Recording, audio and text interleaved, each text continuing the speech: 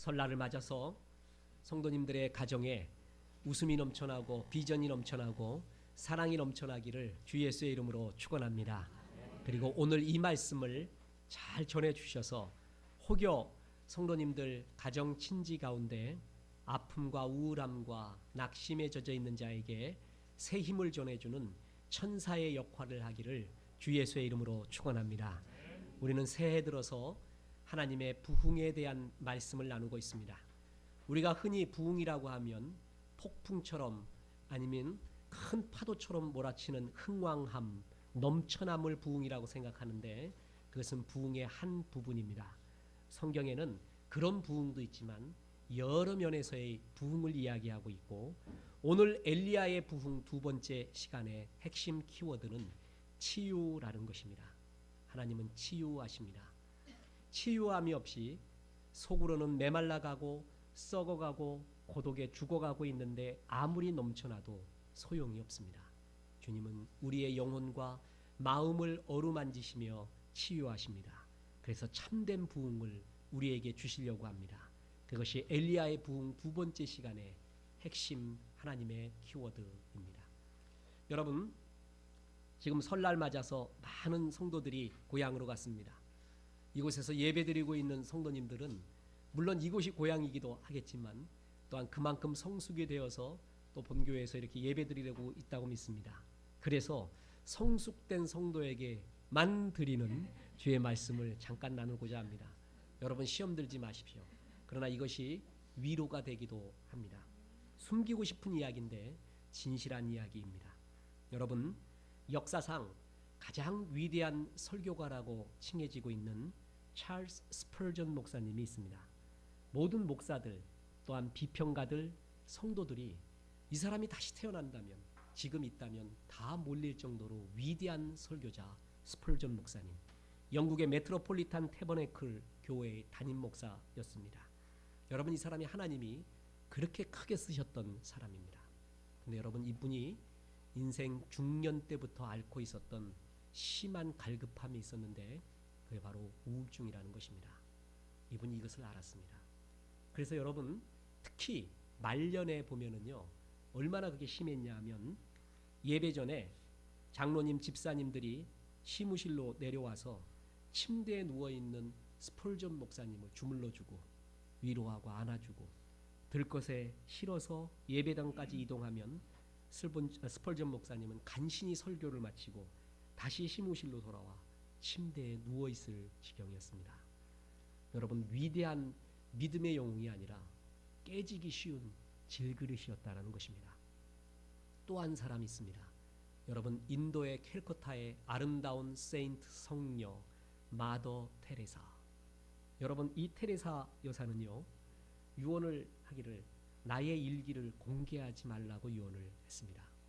그 일기에는 숨기고 싶었던 이야기가 많이 있던 것입니다. 사람 공개하지 말라 그래서 공개 안 하겠습니까? 더 공개하고 싶죠. 그래서 사람들이 그걸 봤더니 너무나 놀랐습니다. 테레사 여사가 그 수많은 세월을 살아오면서 느꼈던 고독, 아픔, 그리고 하나님이 내 속에 지금 계시는가, 떠나 계셨는가 하는 하나님의 임재의 떠남에 대한 어려움, 눈물, 그것이 일기에 곳곳에 배어 있었습니다. 특히나 내 안에 하나님을 느낄 수가 없어서 너무나 괴롭습니다 하는 그 고백을 편지를 썼는데, 그 편지는 1979년 노벨 평화상을 받기 석 달 전에 쓴 편지였습니다. 여러분, 테레사 여사도 이렇게 괴로움에, 고독에, 우울에 시달렸습니다. 그러면서 그녀의 일기에는 나는 이러한 내면의 고독을 그리고 메마름을 나의 미소로서 가면처럼 살았다. 내 미소로서 속여왔다는 겁니다. 여러분, 얼마나 진솔합니까? 여러분, 한 사람이 영처럼 보이는 사람의 진솔함이 보일 때 우리는 오히려 은혜를 받습니다. 여러분, 시험 당하지 않죠? 다 깨지기 쉬운 질그릇 같은 사람들입니다. 근데 주님은 이런 사람을 그냥 놔두지 않습니다. 반드시 치유의 자리, 회복의 자리로 인도하시는 하나님입니다. 여러분, 그렇습니다. 일에 대한 의욕이 떨어지고 체중과 식욕이 저하되고 수면 장애가 오고 안절부절하고 화를 자주 내며 혼자 있기를 좋아하고 전체 인구의 10%가 앓고 있고 그 중에 10% 이상은 자살 충동을 받게 되고 여자가 남자보다 배나 많은 이 병 뭡니까? 우울증입니다. 이것은 현대 심리학에 나온 말이기 때문에 성경에는 우울증이라는 말이 없습니다. 대신에 절망, 슬픔, 낙심, 한탄 이런 단어들이 일종의 우울증 증상을 표현하고 있습니다. 여러분 한마디로 이 우울증 메마름은요 맛이 없어지는 병입니다. 밥맛이 없어집니다. 잠맛이 없어집니다.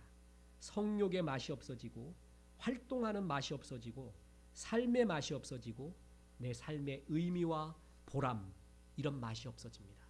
살고 싶지 않습니다. 여러분 이런 맛이 없어지는 병 이거는 교회 밖에 있는 예수님을 믿지 않는 사람에게만 있는 메마름이 아닙니다.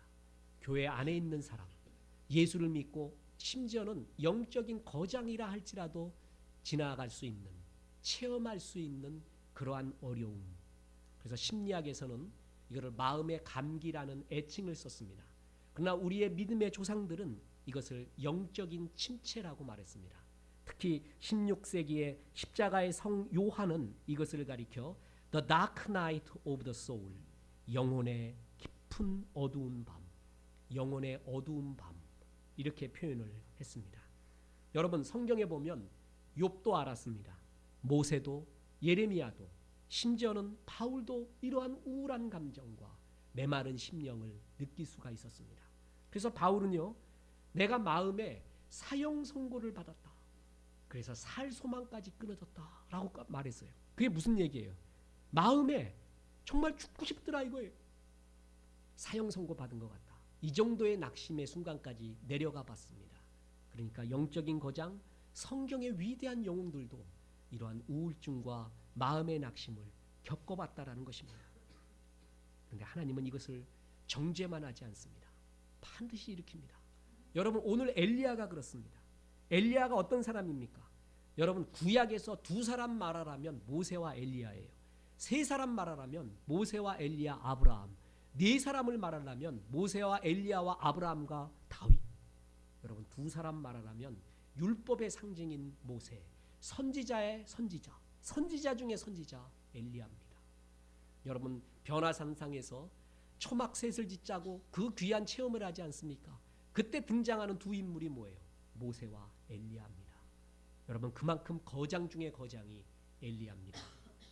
여러분 심지어는 하나님은 이 엘리야를 가리켜 별명을 하나님의 사람이라고 했습니다. 하나님의 사람. 여러분 엘리야 초창기에 엘리야 이름이 안 나오고 하나님의 사람이 그토록 하나님과 접속되어 있는 내 사람이라는 거예요. 그게 바로 엘리야. 그 사람이 지금 죽음에 가까운 죽고 싶은 우울증에 시달리고 있습니다. 19장 4절 보세요.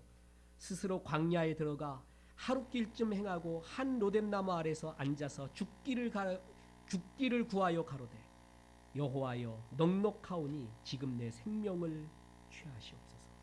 하나님 나 죽고 싶습니다. 내 생명을 거둬가세요.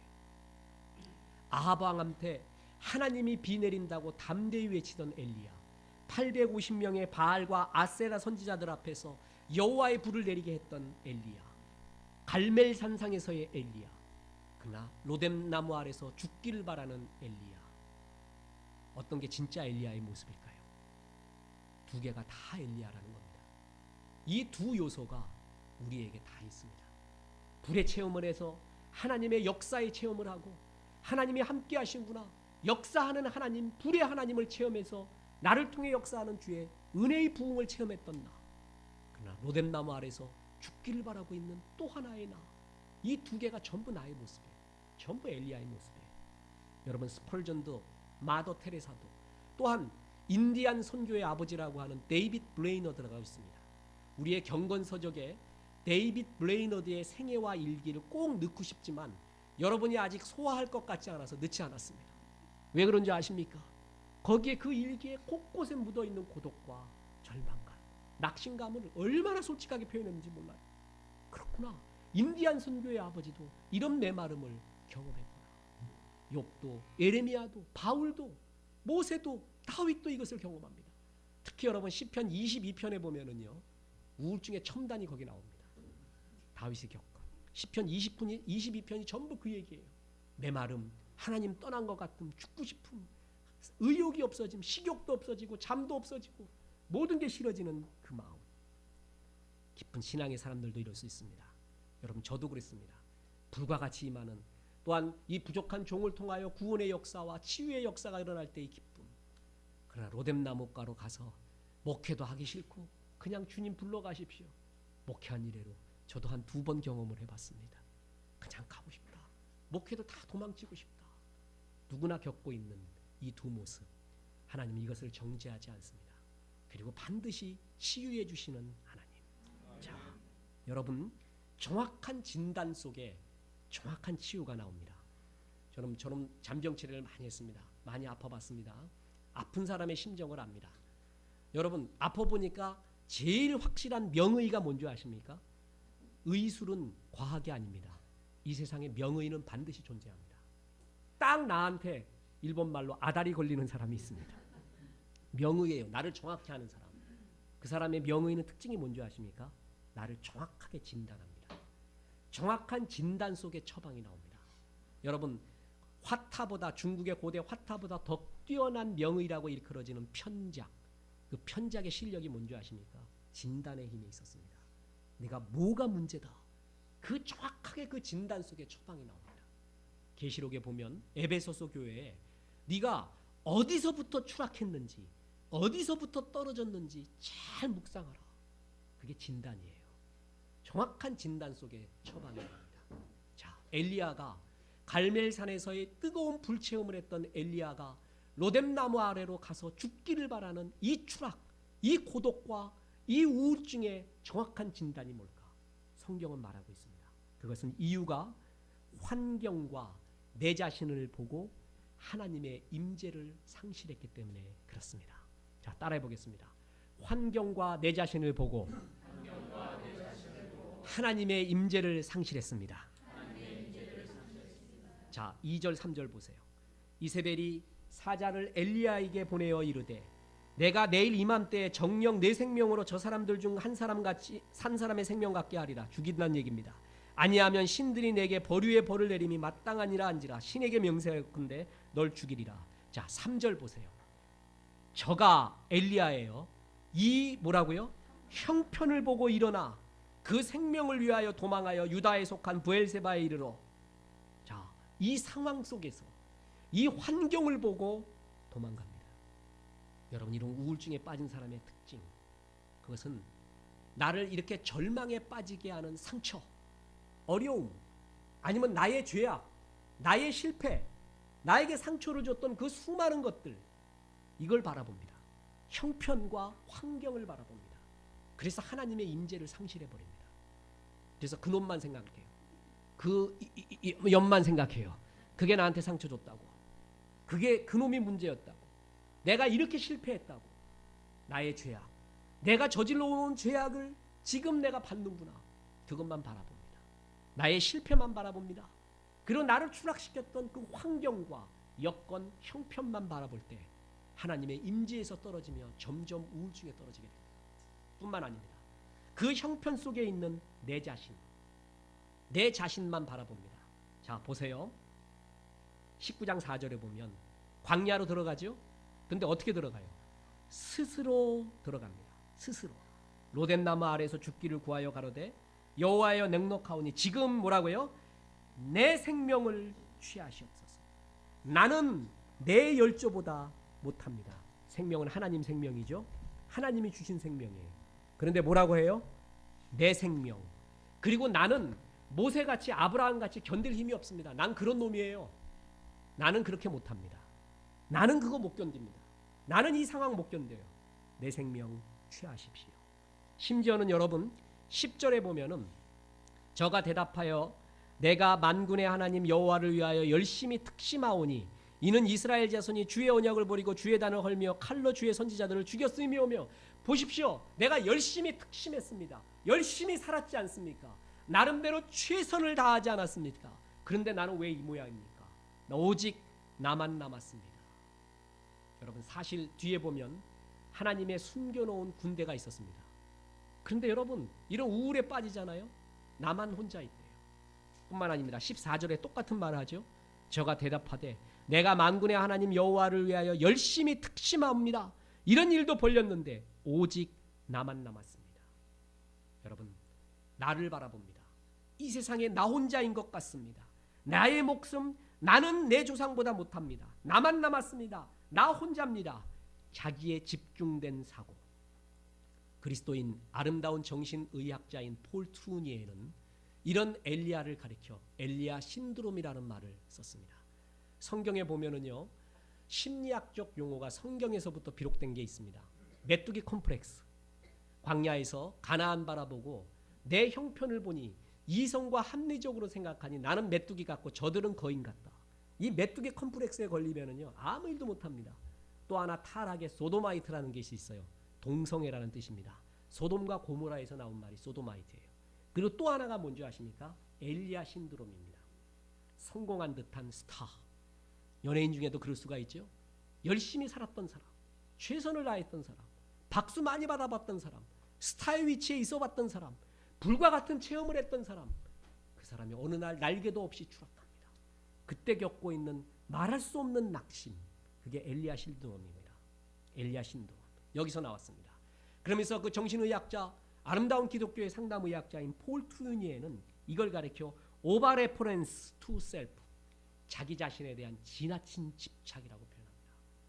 철저하게 자기만 바라보고 있습니다. 자기에게 집중됩니다. 자기 결핍, 자기 비약, 자기 과대. 나만 이 일을 겪고 나는 혼자이고 내 목숨, 그리고 나는 이 정도로 살았는데, 나는 그래도 이랬는데. 여러분, 이런 자기에 대한 생각의 집중, 형편을 보니, 실패한 형편을 보니, 그리고 나의 이 환경을 보니 환장합니다. 그 속에 있는 초라한 내 자신에 대한 계속되는 집착. 여러분, 이 두 가지가 엘리야 신드롬, 그리고 엘리야가 말할 수 없는 추락에 빠진 이유였다라는 것입니다. 하나님이 보이지 않아요. 환경만 보입니다. 그리고 초라한 나만 보입니다. 이게 낙심의 시작입니다. 여러분, 엘리야는 그 반대였습니다. 자, 여러분, 오늘 읽은 게 성경 본문 몇 장이었어요? 19장. 19장 전이 뭐예요? 18장. 그 전이 뭐예요? 17장. 쉽지요, 여러분? 성경 참 쉽습니다. 진리는 쉽습니다. 19장은 로뎀나무가 나오고 18장은 뭐가 나와요? 갈멜산에서의 불역사가 나와요. 17장이 뭔지 아십니까? 엘리야의 라이프 스타일이 나옵니다. 엘리야가 어떤 사람이었는가? 그의 사적을 보면 독특한 라이프 스타일이 있어요. 그는 철저하게 하나님의 말씀으로 움직입니다. 자, 보세요. 17장 1절 보세요. 길르앗에 우거하는 자 중에 디셉 사람 엘리야가 아합에게 고하되 나의 섬기는 이스라엘 하나님 여호와의 사심을 가리켜 맹세하노니 내 말이 없으면 수년 동안 우로가 있지 아니하리라. 여러분, 북왕국 이스라엘이 그때 믿고 있는 것은 바알과 아세라였습니다. 이 땅에 비를 내리는 농경의 신은 바알과 아세라라는 거예요. 야훼 신은 광야의 하나님 엘샤다이, 산의 하나님, 능력, 산에서 광야에서 능력을 행하는 하나님이지, 농경사회로 들어오면은 그때는 바알과 아세라다 이거예요. 그래서 바알과 아세라가 풍요로운 농사를 짓게 해준다. 하나님이 아니라는 거예요. 하나님이 비 내린다는 걸 보여주기 위하여 엘리야를 보냅니다. 엘리야가 말하기를 바알과 아세라가 비 내리는 줄 아십니까? 현실 속에서 현실이 그렇다고요? 그렇지 않습니다. 현실을 풍요롭게 하고 비 내리는 것은 하나님입니다. 내 말 떨어지기 전에 이 땅에 비가 없을 겁니다. 아무리 바알과 아세라한테 빌어보십시오. 비가 내리나. 그 얘기하러 갔습니다. 하나님이 그 얘기 하라는 거예요. 그랬더니 갔어요. 아합이 죽일 수도 있어요. 이 말하고 나니까. 그랬더니 하나님이 뭐라 그러냐면은 그때 아합에게 붙지 말고 도망가 있어라. 그리 시냇가로 숨어라라고 말합니다. 자, 보세요. 2절입니다. 17장 2절. 여호와의 말씀이 엘리야에게 임하여 가라사대 너는 여기서 떠나 동으로 가서 요단 앞 그리 시냇가에 숨고, 그래서 숨어버려요. 여우야 여우야 뭘 하니 추운 겨울이 되면 뭘 먹고 사니. 주님 뭐 먹고 삽니까? 물어보지도 않습니다. 하나님이 가라 그러니까 갑니다. 그랬더니 4절에 보세요. 그 시냇물을 마시라. 내가 까마귀들을 명하여 거기서 너를 먹이게 하리라. 다시 5절 보세요. 저가 여호와의 말씀과 같이 하여 곧 가서 요단 앞 그리 시냇가 앞에 머물매 까마귀들이 아침에도 떡과 고기를 저녁에도 떡과 고기를 가져왔고 저가 시내를 마셨더니. 하나님 가서 뭐 먹습니까? 이런 것도 물어보지 않아요. 아합한테 말하라 그러니까 말하고 그리 시냇가로 가라 그러니까 갑니다. 그래서 거기서 까마귀가 주는 거 먹고 살아요? 여러분 언제까지 여기 있어야 됩니까? 하나님 이게 뭡니까? 이런 말도 하지 않습니다. 가라 그러면 가요. 거기서 있으라 그러면 있어요. 그랬죠? 그런데 식수의 근원이었던 그리 시냇가가 말라버립니다. 자, 왜냐하면 이제 내 말 아니면은 비 내리지 않는다 그랬죠. 그러니까 엘리야 살던 지역도 진짜 식수가 말라버렸어요. 자, 7절 보세요. 땅에 비가 내리지 아니하므로 얼마 후에 그 시내가 마르니라. 이때도 엘리야는 움직이지 않습니다. 왜냐하면 그리 시냇가로 누가 가라고 했어요? 하나님이 가라 그랬거든. 그러니까 하나님의 명령 없이는 움직이지 않아요. 이게 엘리야의 라이프 스타일이에요. 자, 보세요. 8절 보세요. 여호와의 말씀이 엘리야에게 다시 임하여 가라사대 9절 너는 일어나 시돈에 속한 사르밧으로 가서 거기 유하라. 내가 그곳 과부에게 명하여 너를 공개하게 하였느니라. 그리 시냇가에서 탁한 음식 박한 음식 먹는 것을 아시고 시돈 땅에 백만장자 과부를 준비하셨구나. 이럴 수도 있죠. 그런 생각할 수도 있어요. 하나님이 그때 엘리야에게 말했을 때 시돈으로 갑니다. 이때 일정한 패턴이 나옵니다. 엘리야가 장소로 옮길 때 행동을 할 때 철저하게 여호와의 말씀이 임하여 가라사대 그때 움직입니다. 그때 장소도 움직이고 그때 행동도 바뀌어집니다. 18장 1절에도 보면은요. 많은 날을 지내고 제3년에 3년이 지났어요. 여호와의 말씀이 엘리야에게 임하여 가라사대 너는 가서 아합에게 보이라. 내가 비를 지면에 내리리라. 자, 전에는 그린 시냇가로 숨으라 그랬죠. 이번에는 아합을 만나라 이거예요. 그랬더니 또 갑니다. 18장 2절 보세요. 엘리야가 아합에게 보이려고 가니 그때 사마리아에 기근이 심하였더라. 엘리야가 움직일 때마다 장소로 움직일 때마다 뭔지 뭐가 있었어요? 하나님의 말씀이 있었습니다. 이게 엘리야의 라이프 스타일입니다. 그런데 이 삶의 패턴이 19장에 와서 깨집니다. 하나님의 말씀이 없어집니다. 그리고 엘리야가 자기 마음대로 해버립니다. 아까 보았죠? 뭐라 그랬습니까? 스스로 광야에 갑니다. 스스로. 여러분 19장 1절에 보면 아합이 자기의 아내였던 이세벨에게 일러버립니다. 그런데 핵심을 일러야 돼요. 갈멜산에서 무슨 일이 일어났어요? 여러분 갈멜산에서 일어난 일이 뭐예요? 여호와의 뭐가 일어나요? 불이 임했죠. 바알과 아세라 상에서는 아무리 춤추고 자해도 안 됐는데 엘리야가 쌓아놓은 여호와의 단은 물을 몇 덩이 5동이나 부었어요. 그런데도 거기에 불이 임했어요. 그걸 말해야 되잖아요. 그게 핵심이잖아요. 그런데 아합은 그 얘기는 하지 않습니다. 이세벨에게 야 엘리야라는 놈이 우리 선지자 850명 다 죽였어. 그 얘기만 합니다. 그 얘기는 할 얘기가 아니에요. 핵심이 아니잖아요.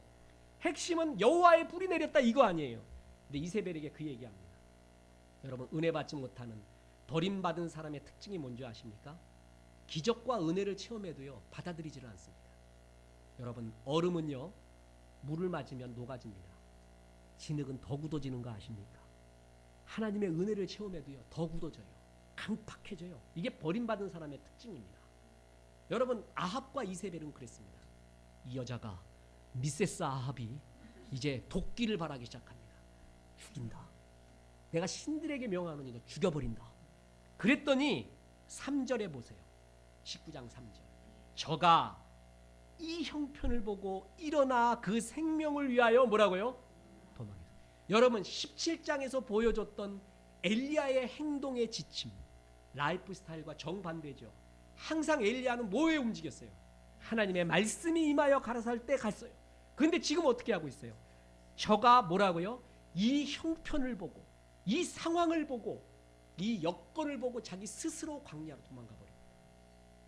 여러분 형편과 내 자신을 바라보며 하나님의 임재에서 도망가고 있는 엘리야. 낙심은 거기서부터 시작됩니다. 여러분 어떤 실패를 하셨어요? 어떤 좌절이 왔어요?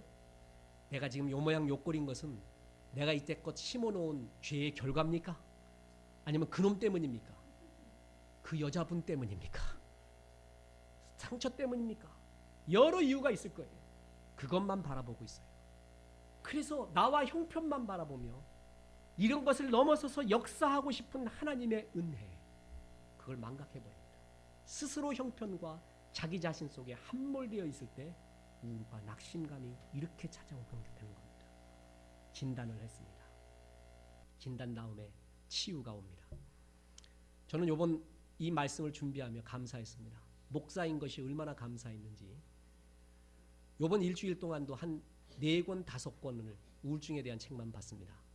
그리고 그전부터 그리스도인의 우울증은 중요한 주제이기 때문에 세미나 자료, 여러 파일 자료, 책들을 많이 봐왔습니다. 요번에 종합을 했습니다. 그리고 양의사 몇 명, 한의사 몇 명한테 전화해서 서양의학에서 보는 우울증의 이유가 뭡니까? 한의학에서 보는 우울증의 이유는 뭐고, 그리고 처방이 뭡니까를 물어봤습니다. 저는 중요한 건 처방이었어요. 이유는 다 비슷했습니다. 그러면서 처방을 이야기할 때 처방이 뭐냐? 그랬더니 공통적으로 솔직히 말합니다. 약물로 치료가 어느 정도 되지요. 약물의 치유는 20% 이하라는 겁니다. 솔직히 말합니다. 안 된다는 겁니다. 그러면서 예수 믿지 않는 의사는 뭐라고 말했냐면 나머지는 멘탈의 문제래, 정신의 문제. 근데 예수 믿는 의사는 뭐라고 말했냐면 정신 너머의 영혼의 문제래요. 영혼이 만져져야 치유가 된대요. 약물로 안 된다는 겁니다. 참 그 말에 감사했습니다. 이 솔직한 의사들의 답변에 여러분, 치료는 어디서부터 나오는지 아십니까? 하나님으로부터 나옵니다. 우리 하나님은 이 상태를 이해하십니다. 그리고 방치하지 않습니다. 결코 방치하지 않습니다. 치유와 회복을 주시는 하나님, 나는 그 하나님을 믿습니다. 오늘 말씀하시는 하나님이 그 치료하시는 하나님, 치유의 하나님. 자, 여러분, 하나님의 진단이 무엇입니까? 그리고 하나님의 처방이 뭡니까? 형편과 내 자신 속에 몰입되어 있는 나, 그래서 하나님의 임재를 떠나 있는 나에게 주시는 하나님의 치유의 처방, 그것은 첫째로 너무나 쉽습니다. 하나님이 쉼을 주신다라는 것입니다. 쉼을 주세요. 자, 여러분 19장 5절 보겠습니다. 같이 읽어보겠습니다. 로뎀나무 아래 시작.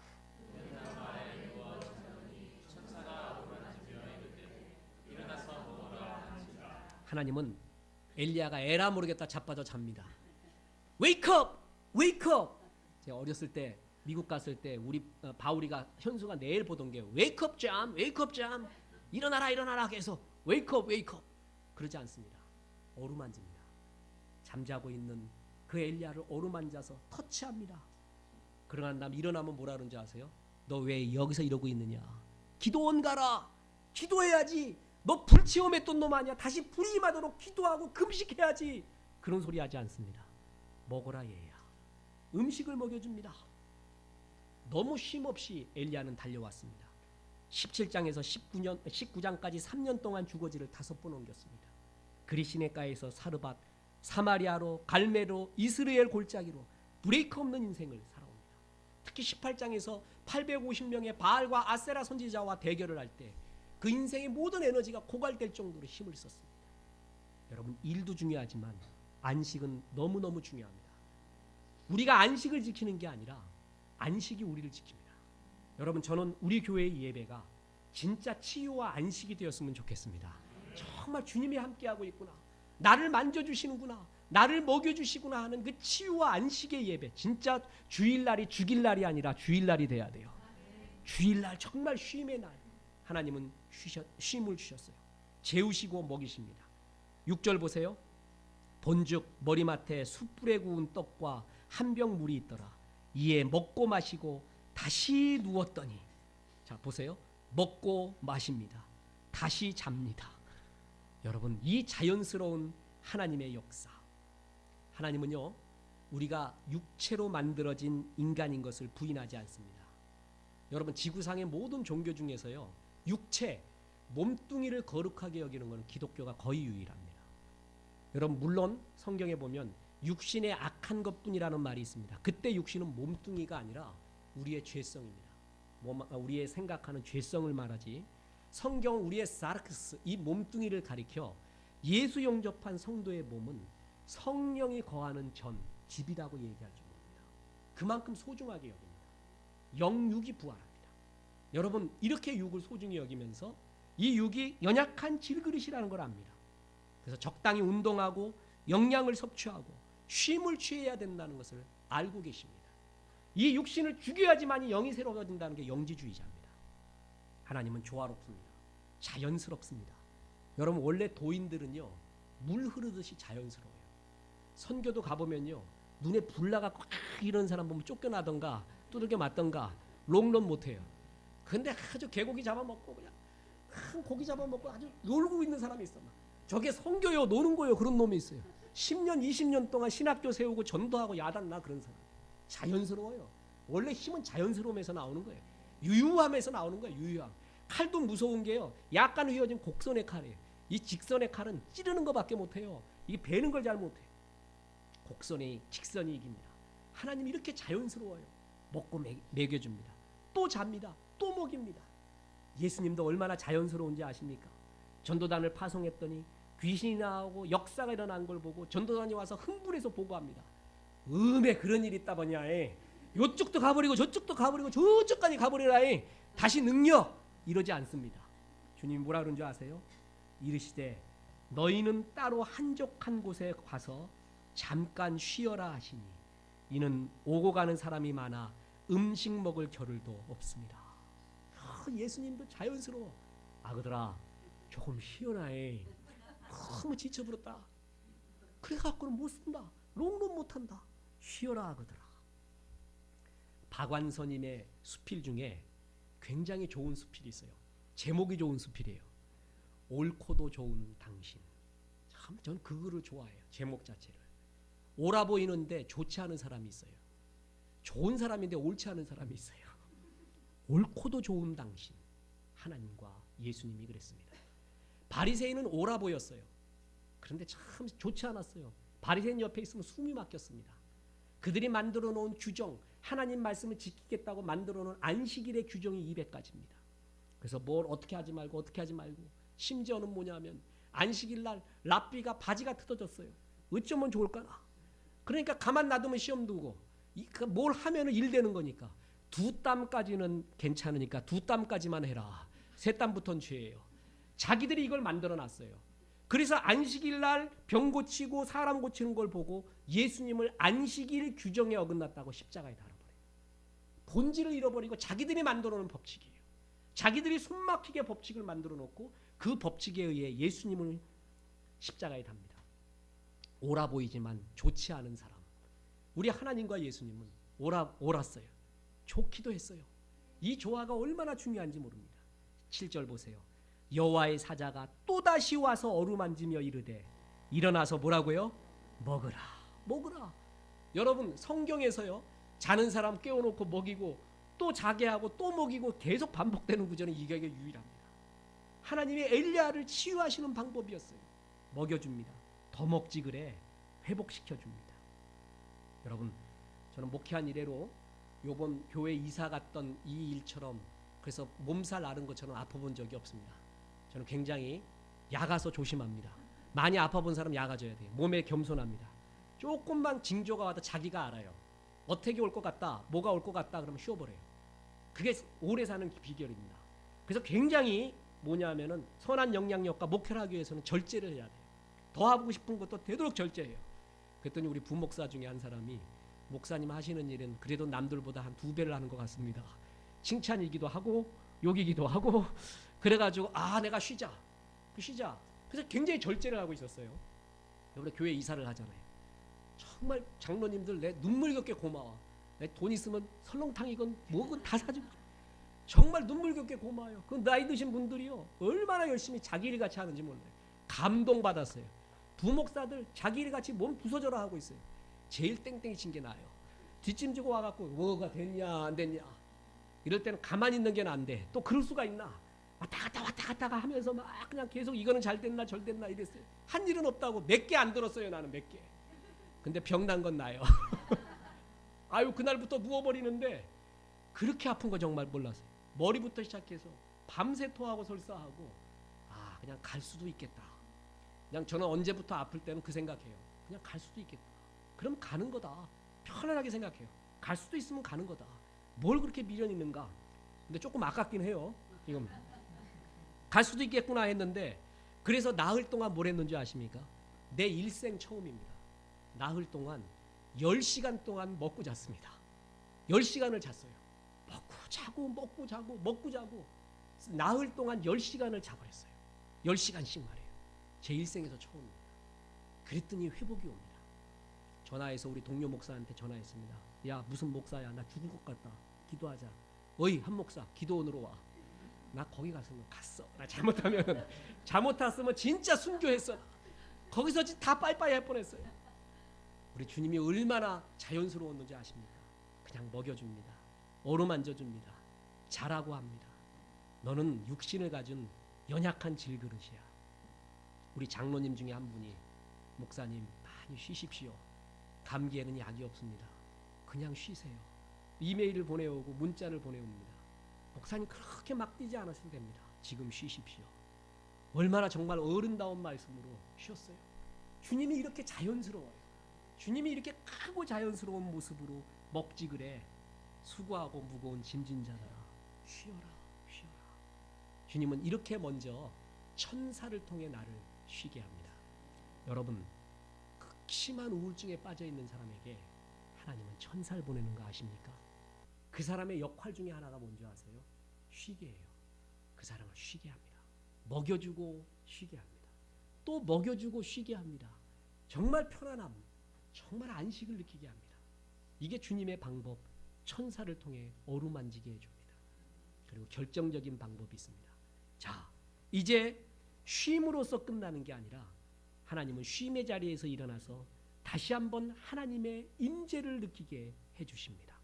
자, 여러분, 이때까지 엘리야의 힘의 근원은 뭐였어요? 하나님의 임재죠. 말씀이 임해갖고 역사했던 게 그의 힘이었잖아요. 근데 이제 환경과 자기를 바라보죠. 그래서 하나님의 임재를 느끼지 못합니다. 그 가운데 다시금 하나님이 말씀으로 인도합니다. 자, 9절 보세요. 19장 9절. 엘리야가 그곳 굴에 들어가 거기서 유하더니 여호와의 말씀이 저에게 임하여 이르시되 엘리야야, 내가 어찌하여 여기 있느냐. 다시 말씀이 들리기 시작하는 거예요. 여호와의 말씀이 저에게 임하여, 얼마나 그리운 말이에요.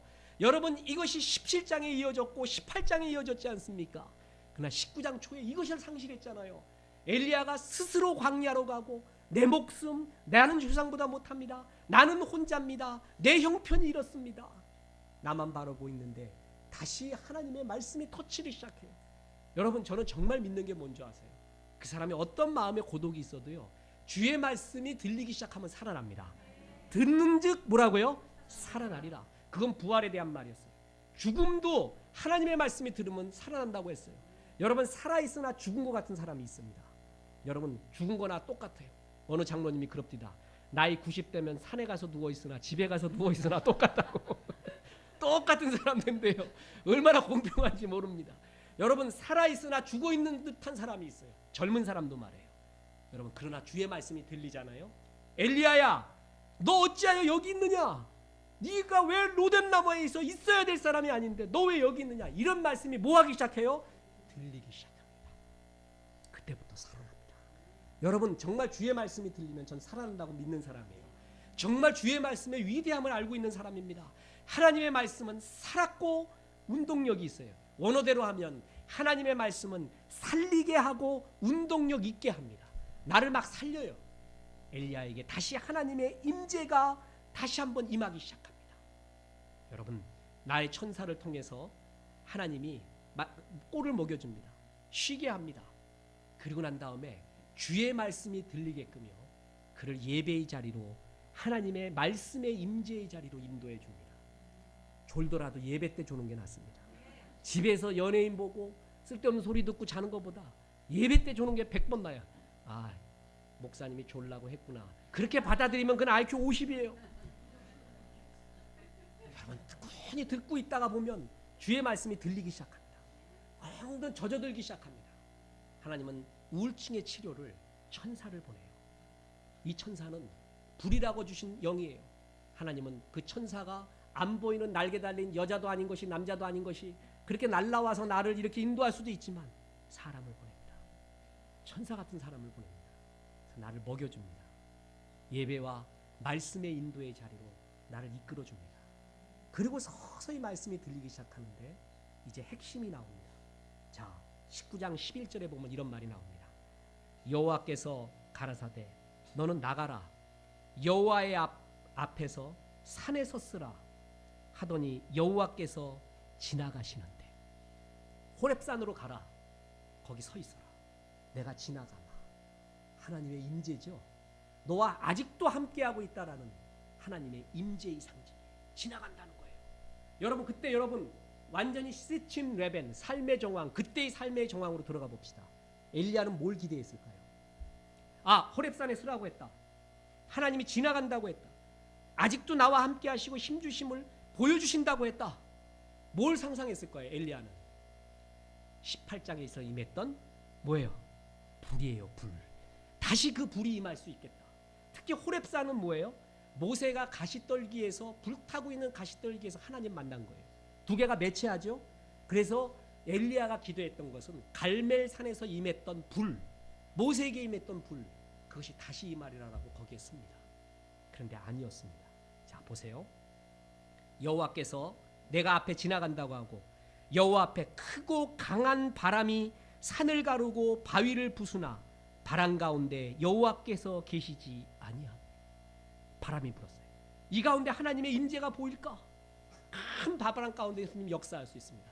그런데 그 바람은 바람과 함께 사라졌습니다. 아무것도 아닙니다. 그래서 바람과 함께 사라지다가 거기서 나온 거예요, 여러분.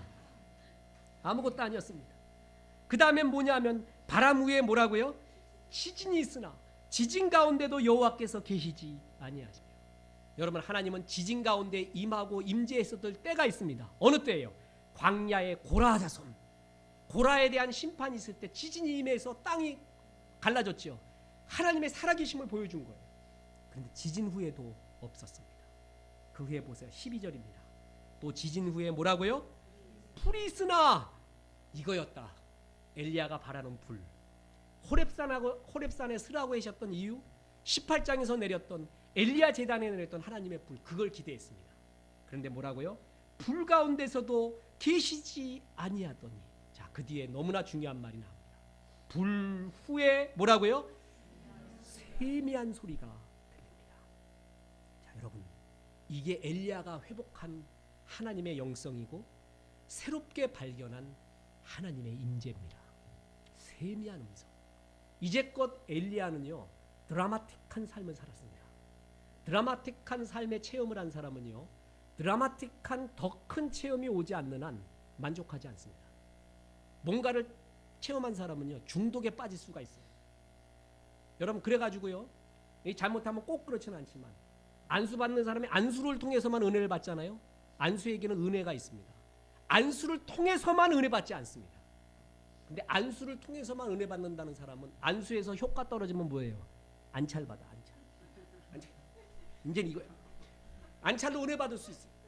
그거 지나면 족찰까지 받아. 발로 눌러 발로.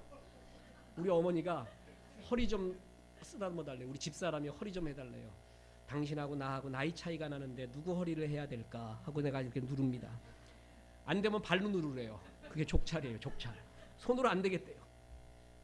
여러분 엘리야는 이제껏 강한 체험을 했어요. 불체험. 여러분 오늘 우리 성가대가 준비 찬양할 때 뭐라 그래요? 주의 선지 엘리야 병거 타고 하늘에. 여러분 엘리야는 불체험하죠? 병거 타고 하늘 올라가. 이게 엘리야예요. 그러니까 엘리야는요 크고 위대한 것, 기적 같은 것, 거기에 하나님의 임재와 역사가 있는 것으로 늘 생각할 수가 있습니다. 강한 바람, 지진, 폭풍, 불 이런 거 말이에요. 그런데 그것에서 보여주지 않습니다. 대신에 하나님이 뭐예요? 세미한 소리. 있을 것 같지도 없을 것 같지도 않은 일상. 하나님이 정말 여기에 계시는가? 지금 우리의 예배의 자리에 그리고 내가 설거지하는 중에 내가 고독하게 내가 일 처리하고 있는 그 자리에 일상성에 하나님이 계시는가? 그 세미한 소리, 세미한 자리에 주님이 계신 거예요. 엘리야가 그 체험을 하게 됩니다. 하나님의 임재를 하나님은 일상적인 세미한 소리 가운데 역사를 보여주십니다. 그러면서 뭐냐면 꼭 불로 가라, 지진으로 가라, 바람으로 가라. 거기 가서만 하나님의 은혜가 있고 그걸 체험해야지만이 하나님이 너와 함께하고 있는 것이 아니다. 너의 지극히 일상적인 삶, 그곳에서 내가 함께 있었다. 그 세미한 소리를 너는 들을 수가 있었느냐? 여호와의 자비와 긍휼이 무궁하심으로 우리가 진멸되지 아니함이니이다. 이것이 아침마다 새로우니 주의 성실이 크도소이다. 아침마다 세미하게 장미꽃 한 송이에서, 너를 사랑하는 사람의 전화에서, 그 미소에서 하나님의 살아계심과 임재를 보여주지 않았느냐? 꼭 불 가운데, 바람 가운데, 폭풍 가운데 있는 게 아니라 널 사랑해서 너의 천사들, 너를 일으키려는 수많은 천사를 나는 너의 일상 사소한 것에 보내주었다, 이거예요. 엘리야가 그걸 체험합니다. 신앙의 패러다임이 바뀝니다. 특이한 것에서 찾는 역사가 아닌 이 세미한 속에서 찾는 주의 역사, 세미한 소리를 듣기 시작해요. 이게 영성 중의 영성이에요. 세미한 소리에서 주의 음연을 찾고 있는 것. 3월 달에 우리의 경건서적을 먼저 소개합니다. 호주의 차세대의 지도자인 모링 신학대학의 마이클 프로스트 교수, 그 사람이 쓴 일상 하나님의 신비라는 책입니다. Eyes wide open, singing God in the ordinary. 너의 일상 중에 눈을 크게 떠서 하나님의 역사를 보아라. 참 좋은 책이에요. 정말 소개해주고 싶은 책이에요. 그 책의 서론에 보면 이런 말이 나옵니다. 나는 초자연적인 차원과 하나님의 권능을 믿는다. 그러나 우리가 그런 차원만 추구하다 보면 잃는 것이 너무나 많지 않을까 싶다. 우리의 눈은 더 이상 활짝 열려있지 않다. 고호의 작품 해바라기에서 하나님을 발견할 수는 없을까? 부서지는 파도 속에서 하나님이 보이지 않는가? 아기의 해맑은 눈동자 속에 하나님이 보이지 않는다 말인가? 장미 한 송이 혹은 영화나 책에서 등장하는 인물, 아름다운 노래, 계절의 변화 가운데 친구가 사랑한다고 말할 때 그분의 목소리가 들리지 않는가? 또한 맛있는 음식과 감미로운 대화에서 그분을 맛보지 않는가? 하나님의 나라는 이 세상 도처에 확장되고 있다. 우리의 눈을 열어 굉장한 사건을 주목하는 만큼 일상적인 매일의 삶 속에서 하나님의 은혜를 맛보도록 하자. 이제 당신은 평범함 속에서 비범함을 발견하는 기쁨을 누리게 될 것이다. 엘리야에게 그걸 보여준 겁니다. 드라마틱한 하나님이 아닌, 불과 바람과 지진에서만 역사하는 하나님, 그렇게 신비롭게만 역사하는 하나님이 아니라 세미한 일상, 우리의 사소한 일상 속에서 하나님의 음재를 체험하게끔 하나님이 그 영성의 자리를 인도해 줍니다. 그렇습니다. 엘리야는 환경을 보았습니다. 그 환경에 초라하게 묻어있는 내 자신에 집중했습니다. 그래서 심한 낙심과 우울증을 찾아옵니다. 여러분의 죄, 상처, 여러분의 실패, 이 모든 속에서 그 환경과 내 자신만 바라보면 어느 영적인 거장도 이것에 빠질 수가 있습니다. 하나님은 그런 자에게 천사를 보내줍니다. 그래서 나를 쉬게 합니다. 정말 쉼 같은 친구 천사를 보내주고 좋게 나를 인도합니다. 그리고 그가 하나님의 말씀을 다시 한번 기억나게 하는 하나님의 임재의 처소, 예배로 나를 인도합니다. 이것이 바로 하나님의 처방이었습니다. 저는 끝으로 이 처방을 받은 한 사람의 이야기를 하고 마칠까 합니다. 여러분, 불행한 소녀가 있었습니다. 미국 바스턴 대학 지하 병동에 격리 수용돼 있었습니다. 소녀의 어머니는 그가 아기 때 죽었고 아버지는 알코올 중독자였습니다. 이런 환경 속에서 소녀는 심한 정신병을 앓아서 다른 사람이 오면 싫어했고 괴성을 지르고 독서를 퍼부었습니다. 의사들은 최선을 다했지만 회복 불가능 진단을 내렸습니다. 부모도 의사도 포기해버린 소녀, 그 누구도 관심을 보이지 않던 소녀의 삶은 어둠 그 자체였습니다. 그런데 그 소녀에게 관심을 보인 한 사람이 있었어요. 누구냐 하면 은퇴한 늙은 간호사였습니다. 그는 매일 소녀를 찾아가서 예수님과 예수님의 사랑을 전했습니다. 6개월이 지났습니다. 소녀의 마음에 변화가 찾아왔습니다. 예수님의 이야기에 귀를 기울입니다. 예수님의 사랑이 소녀의 마음에 심어지자 어둠이 걷히기 시작했고 세상 사람들과 향해 마음이 열리기 시작했습니다. 마침내 회복 불가능하다던 정신질환도 완전히 치유가 됩니다. 그리고 자신과 같은 정신질환으로 고통받고 있는 사람을 위해 헌신하기로 이 사람이 결심을 합니다. 이 소녀가 바로 눈과 귀가 멀고 벙어리로 태어난 그 유명한 헬렌 켈러를 위대한 사람으로 키운 앤 셜리번 메이시입니다. 헬렌 켈러 하면 따라오르는 이름 셜리번. 그의 영원한 멘토 바로 셜리번이 이런 상처, 극심한 우울증 쪽에 있었던 사람이었습니다. 셜리번은 열심히 공부했고 삼중고의 고통덩어리 소녀 헬렌 켈러의 가정교사를 구한다는 소식을 듣고 자원합니다. 그래서 48년 동안의 헬렌의 멘토가 됩니다. 살 이유가 있었습니다. 나에게 상처와 실패를 주었던 이유가 있었습니다. 우리 예수님처럼 상처받은 치유자였습니다. 극복했습니다. 여러분, 내 상처를, 이 우울증을 극복해주는 천사를 주님은 보냅니다. 그게 치유의 시작입니다. 그래서 날 위로해 줍니다. 나를 끝없이 안아줍니다. 어루만져 줍니다. 먹여줍니다. 그리고 나서 하나님의 말씀이 들리는 임재의 예배의 조서로 나를 인도하기 시작합니다. 이게 치유의 시작이고 여기에 따라야 돼요. 여러분, 여기에 순응해 줘야 돼요. 그때부터 엘리야는 극복해 나갑니다. 그 후에 엘리야는 극복해서 다메섹으로 가고 예후에게 기름을 붓고 엘리사에게 기름을 붓습니다. 역사가 다시 시작이 됩니다. 여러분, 셜리번을 그렇게 치유했습니다. 늙은 간호사의 천사를 통해서 치유합니다. 우리도 그러합니다. 주님이 날 사랑하시는 증거, 주위에 이런 일상의 천사들을 보내줍니다. 나를 케어해 줍니다. 그리고 먹여주고 말씀이 들리는 장소로 나를 인도해 가십니다. 그리고 이 과정 속에서 나는 치유함을 받습니다. 여러분, 설날에 이 일을 하십시오. 우리의 가족들 중에서도 이 극심한 눈물 속에 있는 사람이 있습니다. 위로하십시오. 그리고 소망을 주십시오. 여러분이 천사가 되어 주십시오. 그래서 하나님의 쉼의 장소, 말씀의 임재의 장소로 인도해 주십시오. 이런 복의 근원으로 살기를 주 예수의 이름으로 축원합니다. 기도하겠습니다. 갈멜산에서의 엘리야, 로뎀나무 아래서의 엘리야, 주님, 이 두 모습이 우리에게 다 있습니다. 주님이 이 엘리야를 치유하셨듯이 우리를 치유하리라 믿습니다. 또한 치유함 받은 우리가 또 하나의 천사가 되어서 이 아픔을 겪고 있는 자에게 복음을 전하는 우리가 되게 도와주시옵소서. 예수님의 이름으로 기도했습니다. 아멘.